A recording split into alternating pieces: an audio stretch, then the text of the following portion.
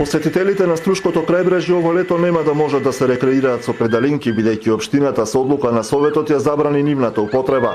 Причина за тоа се бројните несреќи со смртни последици изминатите години, вели градоначалникот Мерко. Додава дека нема намера да попушти по ова прашање, дотолку повеќе што овие пловни објекти за забава согласно законот се третираат како урбана опрема за која дозвола издава локалната самоуправа, а не капетанијата на пристаништата. Повеќе вреди еден човечки живот него 1000 или 5000 педалинки. И толку средства. Нема да ги има. Сите проблеми се направени од педалинки. Нема да ги има. И грозно изгледа крајбрежјето, односно плажите со педалинки. Освен за безбедноста, потребно е сериозно да се размислува и за еколошкиот аспект од употребата на пловни објекти на Охридското езеро, велат експертите.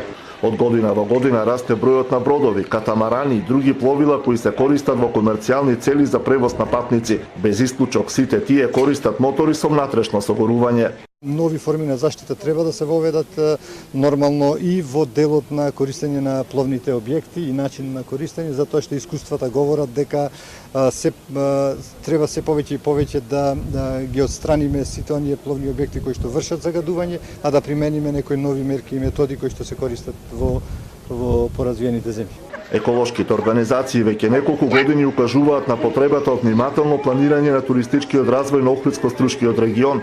Со помош на експерти од еминентни универзитети во Британија, тие го развиваат концептот Смарт Охрид, кој предвидува користење на бродови на соларна енергија и пловни објекти кои нема да ја загадуваат животната средина, но и изградба на велосипедска патека околу целото езеро и модернизација на јавниот сообраќај.